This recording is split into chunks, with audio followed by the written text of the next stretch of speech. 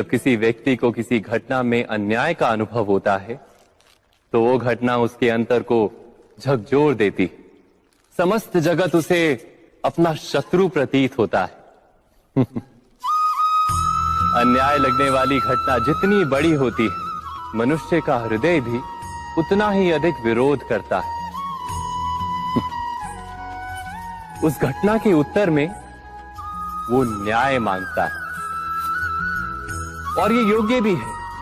वास्तव में समाज में किसी भी प्रकार का अन्याय व्यक्ति की आस्था और विश्वास का नाश है। किंतु ये न्याय क्या है? न्याय का अर्थ क्या है? अन्याय करने वाले को अपने कार्य पर पश्चाताप हो और अन्याय भुगतने वाले के मन में फिर से विश्वास जगे समाज के प्रति। इतना ही अर्थ है ना न्याय का। किंतु जिसके हृदय में धर्म नहीं होता, वो न्याय को छोड़कर बैर और प्रतिशोध को अपनाता है। हिंसा के बदले प्रतिहिंसा की भावना लेकर चलता है। स्वयं भोगी हुई पीड़ा से कहीं अधिक पीड़ा देने का प्रयत्न करता है, और इस मार्ग पर चलते अन्याय को भुगतने वाला स्वयं अन्याय करने लगता है। शीघ्र ही वो अपराधी बन जाता है। अर्थात न्याय और प्रतिशोध के बीच बहुत कम अंतर होता है, और इसी अंतर का नाम है धर्म। क्या ये सत्य नहीं? स्वयं विचार कीजिए। व्यक्ति को जब उसके अपराध का दंड मिलता है, तब कभी कभी उस न्याय को देखकर मन कचोटता है। प्रश्न उठता है हृदय में कि जब वो अपराध हुआ था तब व्यक्ति भिन्न था। उसके पश्चात उसने इतने पश्चाताप किए, स्वयं में इतना परिवर्तन किया, फिर उसे दंड क्यों मिले? पर जहां आघात होता है वहां प्रत्याघात भी होता है। जैसा कर्म वैसा फल। यदि किसी को प्रेम दोगे तो सुख प्राप्त होगा, यदि किसी की हत्या करोगे तो मृत्यु दंड मिलेगा। जैसा कार्य वैसा ही न्याय। तो फिर प्रायश्चित और पश्चाताप का कोई मूल्य नहीं है? अवश्य है मूल्य। प्रायश्चित और पश्चाताप मनुष्य की आत्मा को बलवान करता है। आने वाले दंड को स्वीकार करने के लिए मनुष्य को तैयार करता है। अर्थात बिना प्रायश्चित के दंड स्वीकार करने का कोई मूल्य है? स्वयं विचार कीजिए। मनुष्य के हृदय में भय का साम्राज्य रहता है सदा। कभी संपत्ति के नाश का भय, कभी अपमान का भय, कभी अपनों से छूट जाने का भय। इसीलिए भय का होना सबको स्वाभाविक ही लगता है। क्या कभी विचार किया है, जो स्थिति अथवा वस्तु भय को जन्म देती है, क्या वहीं से वास्तव में दुख आता है? नहीं, ऐसा तो कोई नियम नहीं। और सबका अनुभव तो यह बताता है कि भय धारण करने से भविष्य के दुख का निवारण नहीं होता। भय केवल आने वाले दुख की कल्पना मात्र ही है। वास्तविकता से इसका कोई संबंध नहीं है। तो क्या ये जानते हुए भी कि भय कुछ और नहीं, केवल कल्पना मात्र ही है, इससे मुक्त होकर निर्भय बन पाना क्या बहुत कठिन है? अवश्य विचार कीजिएगा।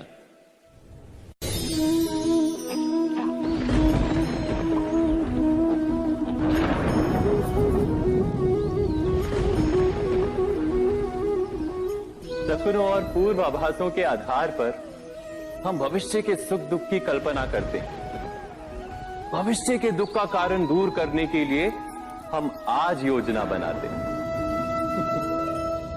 किंतु कल के संकट को आज निर्मूल करने से हमें लाभ मिलता है या हानि पहुंचती है? ये प्रश्न हम कभी नहीं करते। सत्य तो ये है कि संकट और उसका निवारण साथ जनते हैं, व्यक्ति के लिए भी और सृष्टि के लिए भी। नहीं, आप अपने भूतकाल का स्मरण कीजिए, इतिहास को देखिए। आप तुरंत ही ये जान पाएंगे कि जब जब संकट आता है तब तब उसका निवारण करने वाली शक्ति भी जन्म लेती है। यही तो जगत का चलन है। वस्तुतः संकट ही शक्ति के जन्म का कारण है। प्रत्येक व्यक्ति जब संकट से निकलता है तो एक पद आगे बढ़ा होता है, अधिक चमकता है, आत्मविश्वास से अधिक भरा होता है, न केवल अपने लिए अपितु विश्व के लिए भी। क्या ये सत्य नहीं? वास्तव में संकट का जन्म है एक अवसर का जन्म, अपने आप को बदलने का, अपने विचारों को ऊंचाई पर करने का अवसर, अपनी आत्मा को बलवान और ज्ञान मंडित बनाने का अवसर। जो ये कर पाता है उसे कोई संकट नहीं होता, किंतु जो ये नहीं कर पाता वो तो स्वयं एक संकट है विश्व के लिए। विचार कीजिए।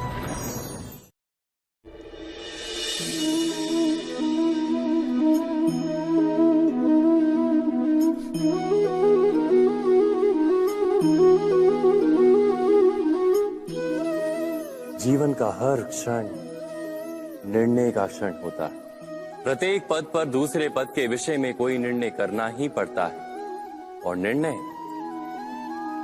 निर्णय अपना प्रभाव छोड़ जाता है। आज किए गए निर्णय भविष्य में सुख अथवा दुख निर्मित करते हैं, ना केवल अपने लिए, अपने परिवार के लिए भी, आने वाली पीढ़ियों के लिए भी। जब कोई दुविधा सामने आती है तो मन व्याकुल हो जाता है, अनिश्चय से भर जाता है। निर्णय का वो क्षण युद्ध बन जाता है और मन बन जाता है युद्ध भूमि। अधिकतर निर्णय हम दुविधा का उपाय करने के लिए नहीं, केवल मन को शांत करने के लिए लेते हैं। पर क्या कोई दौड़ते हुए भोजन कर सकता है? नहीं। तो क्या युद्ध से जूझता हुआ मन कोई योग्य निर्णय ले पाएगा? वास्तव में शांत मन से जब कोई निर्णय करता है तो अपने लिए सुखद भविष्य बनाता है, किंतु अपने मन को शांत करने के लिए जब कोई निर्णय करता है तो वो व्यक्ति भविष्य में अपने लिए कांटों भरा वृक्ष लगाता है। स्वयं विचार कीजिएगा।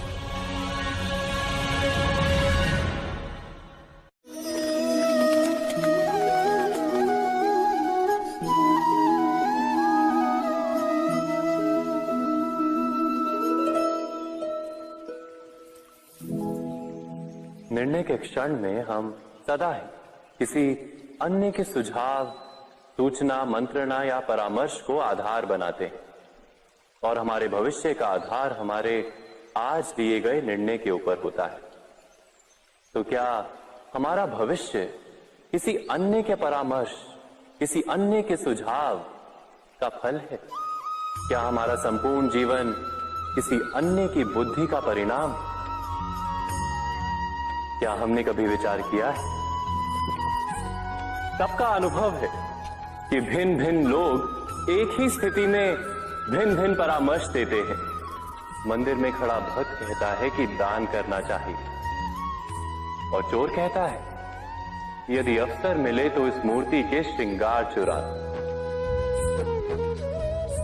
धर्म से भरा हृदय धर्ममय सुझाव देता है, और अधर्म से भरा हृदय अधर्म का परामर्श देता है।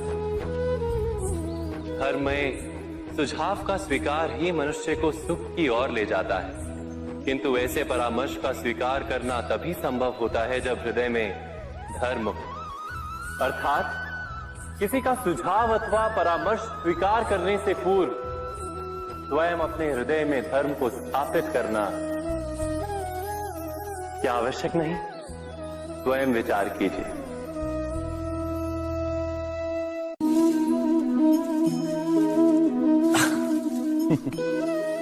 मनुष्य के सारे संबंधों का आधार है अपेक्षा। पति कैसा हो जो मेरा जीवन सुख और सुविधा से भर दे? पत्नी कैसी हो जो सदैव मेरे प्रति समर्पित रहे? संतान कैसी हो जो मेरी सेवा करे, मेरा आदेश माने?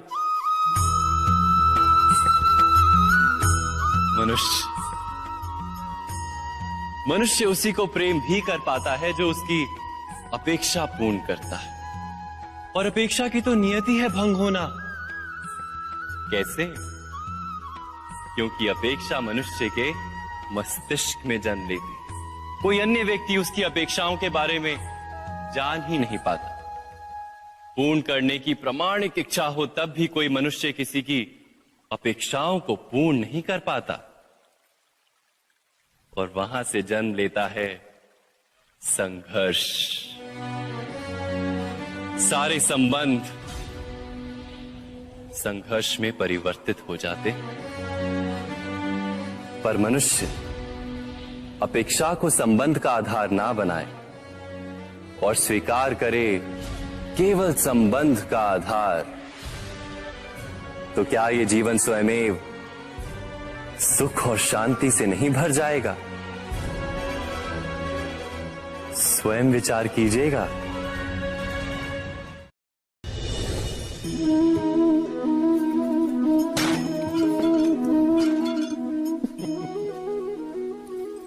कभी कभी कोई घटना मनुष्य के जीवन की सारी योजनाओं को तोड़ देती और मनुष्य उस आघात को अपने जीवन का केंद्र मान लेता।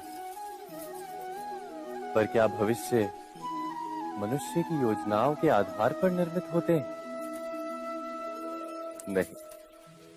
जिस प्रकार किसी ऊंचे पर्वत पर सर्वप्रथम चढ़ने वाला उस पर्वत की तलाई में बैठकर जो योजना बनाता है, क्या वही योजना उसे उस पर्वत की चोटी तक पहुंचाती है?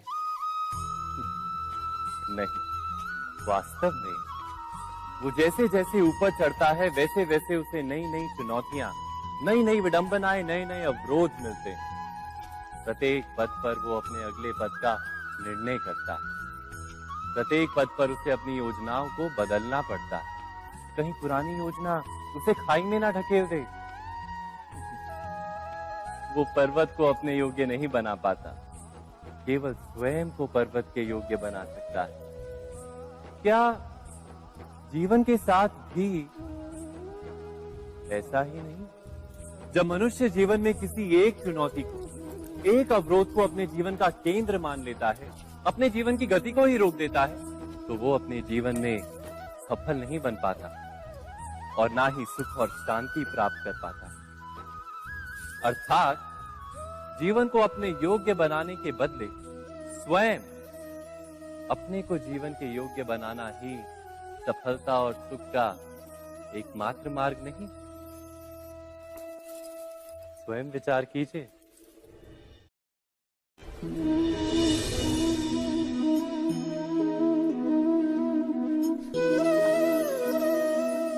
सत्ता की लालसा सबके हृदय को घेरे रहती है। प्रत्येक व्यक्ति अपना एक राष्ट्र निर्मित करने का प्रयत्न अवश्य करता है। फिर वो राष्ट्र कुरु राष्ट्र की भांति बहुत बड़ा हो या फिर अपने परिवार तक सीमित हो, वो सत्ता प्राप्त करने का प्रयास अवश्य करता है। किंतु सत्ता का वास्तविक रूप क्या है? क्या हमने कभी विचार किया है? एक मनुष्य जितने अधिक लोगों के जीवन को प्रभावित कर सके, जितने अधिक लोगों के जीवन की स्वतंत्रता पर अंकुश रख सके, उतनी ही अधिक सत्ता का अनुभव करता है वो। सत्ता का वास्तविक रूप ही है अन्य के जीवन पर स्वयं का प्रभाव। किंतु क्या वास्तविक प्रभाव प्रेम, दया, करुणा और धर्म से निर्मित नहीं होता? जब भी मनुष्य कठोरता और अधर्म से सत्ता प्राप्त करने का प्रयत्न करता है, तब वो दूसरों के हृदय में विरोध अथवा विद्रोह को जन्म देता है। और परिणाम कुछ इस प्रकार, हां, कुछ समय के लिए वो स्वयं को प्रभावी और शक्तिशाली अवश्य पाता है, किंतु वो वास्तविक सत्ता नहीं। यही कारण है कि भृगु और वशिष्ठ जैसे ऋषियों की आज भी पूजा की जाती है, रावण और हिरण्यकश्यप की नहीं। इस पर तो आप विचार अवश्य करें। सत्य कहा ना।